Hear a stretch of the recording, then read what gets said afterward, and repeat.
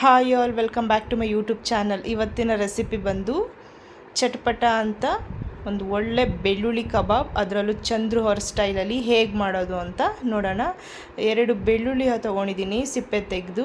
So ಬೆಳ್ಳುಳ್ಳಿ ತಿನ್ನೋದ್ರಿಂದ ಜೀರ್ಣ ತುಂಬ ಚೆನ್ನಾಗಾಗುತ್ತೆ. ಹಾಗೆ 3 ಪೀಸ್ ಆಗುವಷ್ಟು ಶುಂಠಿ, ಹಾಗೆ ಒಂದು 3 ಪೀಸ್ ಆಗುವಷ್ಟು ಚಕ್ಕೆ, ಹಾಗೆ ಒಂದು 6 ಇಂದ 7 ಲವಂಗ, ಹಾಗೆ ಖಾರಕ್ಕೆ ನೋಡ್ಕೊಂಡು ಹಸಿಮೆಣ್ಸಿನ್ಕಾಯಿ ಎಷ್ಟು ಬೇಕೋ ನೀವು ಹಾಕ್ಕೊಳ್ಬೋದು. ಚಿಕನ್ ಎಷ್ಟು ತೊಗೊತೀರೋ ಅದ್ರ ಮೇಲೆ ಡಿಪೆಂಡು. ನಾನಿಲ್ಲಿ 7 ರಿಂದ 8 ತೊಗೊಂಡಿದ್ದೀನಿ. ಹಾಗೆ 1 ಹಿಡಿ ಆಗೋಷ್ಟು ಕರಿಬೇವು.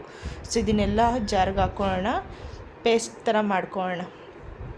ಒಂದೊಂದೇ ಹಾಕ್ಕೊಳ್ತಾ ಇದ್ದೀನಿ. ಸೊ ಏನಾದರೂ ಮೆಣಸಿನ್ಕಾಯಿ ಖಾರಕ್ಕೆ ಸಾಕಾಗಿಲ್ಲ ಅಂದರೆ ಬೇಕಿದ್ದರೆ ಖಾರದ ಪುಡಿನೂ ಆ್ಯಡ್ ಮಾಡ್ಕೊಳ್ಬೋದು ಆಮೇಲೆ ನೀವು ಮಿಕ್ಸ್ ಮಾಡೋವಾಗ.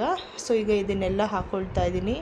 ಸೊ ಬೆಳ್ಳುಳ್ಳಿ ತುಂಬಾ ಒಳ್ಳೆಯದು, ಜೀರ್ಣ ತುಂಬ ಚೆನ್ನಾಗಾಗುತ್ತೆ. ಸೊ ಹಾಗಾಗಿ ಈ ಬೆಳ್ಳುಳ್ಳಿ ಹಾಕ್ಕೊಂಡು ಕಬಾಬ್ ಮಾಡೋದ್ರಿಂದ ಎಷ್ಟು ಟೇಸ್ಟಿಯಾಗಿ ಬರುತ್ತೆ ಕಬಾಬ್ ಅಂದರೆ, ಅವ್ರು ಹೇಳ್ದಾಗೇ, ಚಂದ್ರು ಅವ್ರು ಹೇಳ್ದಾಗೇ ಟೇಸ್ಟ್ ವೈಸು ಅಷ್ಟೇ ಚೆನ್ನಾಗಿರುತ್ತೆ. ಹಾಗೆ ಕ್ರಿಸ್ಪಿ ಆಗಲಿ, ಒಂಥರ ಅವ್ರು ಹೇಳ್ತಾರಲ್ಲ ರಸ್ಕ್ ಥರ ಇರುತ್ತೆ, ಸೇಮ್ ಟು ಸೇಮ್ ಹಾಗೇ ಬರುತ್ತೆ. ಸೊ ನೋಡಿ, ಇವಾಗ ನಾನು ನೀರು ಹಾಕ್ದೇ ಪೇಸ್ಟ್ ಮಾಡಿ ಇಟ್ಕೊಂಡಿದ್ದೀನಿ. ಸೊ ಅಕಸ್ಮಾತ್ ಬೇಕಿದ್ದರೆ ಒಂದು ಸ್ವಲ್ಪ ಆ್ಯಡ್ ಮಾಡ್ಕೊಳ್ಬೋದು. ಈಗ ಒಂದು ಮಿಕ್ಸಿಂಗ್ ಬೌಲ್ಗೆ ಒಂದು 3 ಸ್ಪೂನ್ ಆಗುವಷ್ಟು ಕಾರ್ನ್ಫ್ಲೋರು, 1 ಸ್ಪೂನ್ ಆಗುವಷ್ಟು ಮೈದಾ ಹಿಟ್ಟು, 1 ಸ್ಪೂನ್ ಆಗುವಷ್ಟು ಅಕ್ಕಿ ಹಿಟ್ಟು, ಹಾಗೆ 1 ಸ್ಪೂನ್ ಆಗುವಷ್ಟು ಕಡಲೆ ಹಿಟ್ಟು. ಸೊ ಇವೆಲ್ಲ ಬೈಂಡಿಂಗಿಗೋಸ್ಕರ ಹಾಗೆ ಕ್ರಿಸ್ಪಿಗೋಸ್ಕರ ಹಾಕ್ಕೊಳ್ತಾ ಇರೋದು. ಇವೆಲ್ಲ ಮನೆಯಲ್ಲೇ ಇರುತ್ತಲ್ಲ, ಸೊ ಹಾಗಾಗಿ ಮನೇಲಿರೋವಂಥ ಪದಾರ್ಥಗಳನ್ನೇ ಯೂಸ್ ಮಾಡಿಕೊಂಡು ಎಷ್ಟು ಕ್ರಿಸ್ಪಿಯಾಗಿ ಮಾಡ್ಬೋದು ಅಂತ ಅವ್ರು ಎಷ್ಟು ಚೆನ್ನಾಗಿ ಹೇಳ್ಕೊಟ್ಟಿದ್ದಾರೆ. ಈಗ ನಾವು ಏನು ಪೇಸ್ಟ್ ಮಾಡಿ ಇಟ್ಕೊಂಡಿದ್ವಲ್ಲ, ಆ ಪೇಸ್ಟ್ ಶುಂಠಿ ಬೆಳ್ಳುಳ್ಳಿ ಅವೆಲ್ಲ ಅದನ್ನು ಕೂಡ ಹಾಕ್ಕೊಂಡು ಸ್ವಲ್ಪ ಅರಿಶಿನ ಪುಡಿ, ಹಾಗೆ ರುಚಿಗೆ ಉಪ್ಪು 1 ಸ್ಪೂನ್ ಆಗುವಷ್ಟು ಹಾಕ್ಕೊಂಡಿದ್ದೀನಿ. ಹಾಗೆ ಒಂದು 100 ml ಆಗುವಷ್ಟು ಕುಕ್ಕಿಂಗ್ ಆಯಿಲು, ಹಾಗೆ ಕಸೂರಿ ಮೇಥಿ, ಹಾಗೆ ಒಂದು 2 ರಿಂದ 3 ಸ್ಪೂನ್ ಆಗುವಷ್ಟು ಮೊಸರು, ಹಾಗೆ 1 ಮೊಟ್ಟೆ. ಸೊ ಇದೆಲ್ಲ ಹಾಕ್ಕೊಂಡು ಚೆನ್ನಾಗಿ ಮಿಕ್ಸ್ ಮಾಡ್ಕೊಳ್ಬೇಕು. ನಾನು ಹೇಳಿದ್ನಲ್ಲ, ಖಾರ ಏನಾದರೂ ಸಾಕಾಗಿಲ್ಲ ಅಂದರೆ ಈ ಟೈಮಲ್ಲಿ ನೀವು ಖಾರದ ಪುಡಿ ಕೂಡ ಆ್ಯಡ್ ಮಾಡ್ಕೊಳ್ಬೋದು. ಸೊ ನೀರೇನು ಹಾಕೋ ಅವಶ್ಯಕತೆ ಇಲ್ಲ. ಈ ಮೊಟ್ಟೆಯಲ್ಲಿ ಹಾಗೆ ನಾವೇನು ರುಬ್ಬಿ ಹಾಕಿದ್ದೀವಲ್ಲ ಪೇಸ್ಟ್, ಅದರಲ್ಲೂ ಸಹ ಎಲ್ಲ ತೇವಾಂಶ ಇರುತ್ತೆ, ಹಾಗೆ ಮೊಸರಲ್ಲೂ ಇರುತ್ತೆ. ಸೊ ನೀರೇನು ಹಾಕೋ ಅವಶ್ಯಕತೆ ಇಲ್ಲ. ಬೇಕಿದ್ರೆ ನಿಂಬೆಹಣ್ಣು ಕೂಡ ಆ್ಯಡ್ ಮಾಡ್ಕೊಳ್ಬೋದು ನಿಮಗೆ ಇನ್ನೂ ಎಕ್ಸ್ಟ್ರಾ ಟೇಸ್ಟ್ಗೋಸ್ಕರ. ಸೊ ನೋಡಿ, ಈಗ ಇದೆಲ್ಲ ಚೆನ್ನಾಗಿ ಮಿಕ್ಸ್ ಆಗಿದೆ ಅಲ್ವಾ.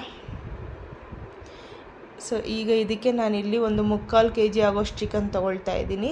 ಸೊ ನೀವು ಎಷ್ಟು ಚಿಕನ್ ತೊಗೊತೀರಾ ಆ ಕ್ವಾಂಟಿಟಿಯಲ್ಲಿ ಈ ಪದಾರ್ಥಗಳನ್ನ ನೀವು ಹೆಚ್ಚು ಕಡಿಮೆ ಮಾಡ್ಕೊಳ್ಬೋದು.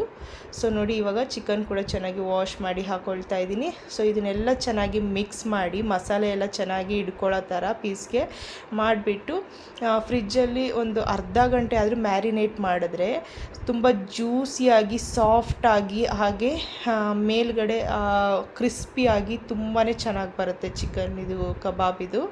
ಸೊ ನೋಡಿ, ಇದು ನಾನು ಮ್ಯಾರಿನೇಟ್ ಮಾಡಲಿಕ್ಕೆ 1/2 an hour ಇಟ್ಟಿದ್ದೆ.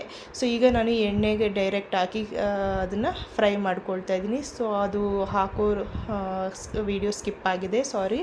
ಸೊ ಈಗ ಇದೆಲ್ಲ ಹಾಕಿ ಚೆನ್ನಾಗಿ ಫ್ರೈ ಮಾಡ್ಕೊಳ್ಬೇಕು, ಗೋಲ್ಡನ್ ಕಲರ್ ಬರೋ ರೀತಿ. ಸೊ ಇದೆಲ್ಲ ಹಾಕಿ ಫ್ರೈ ಮಾಡಿದ್ರೆ ಒಂದೊಳ್ಳೆ ರೆಸಿಪಿ ರೆಡಿ ಆಯ್ತು ಅಂತ ಹೇಳ್ಬೋದು. ನೋಡಿ ಎಷ್ಟು ಚೆನ್ನಾಗಿ ಬಂದಿದೆ, ತುಂಬಾ ಒಳಗಡೆ ಸಾಫ್ಟಾಗಿ ಜ್ಯೂಸಿಯಾಗಿ. ಸೊ ನಿಮಗೂ ಇಷ್ಟ ಆಯಿತು ಅಂದ್ಕೊಳ್ತೀನಿ. ಸೊ ನೀವು ಟ್ರೈ ಮಾಡಿ ರೆಸಿಪಿ. ಹಾಗಿದ್ರೆ ಪ್ಲೀಸ್ ಸಬ್ಸ್ಕ್ರೈಬ್ ಮಾಡಿ, ಲೈಕ್ ಮಾಡಿ, ಶೇರ್ ಮಾಡಿ. Thank you.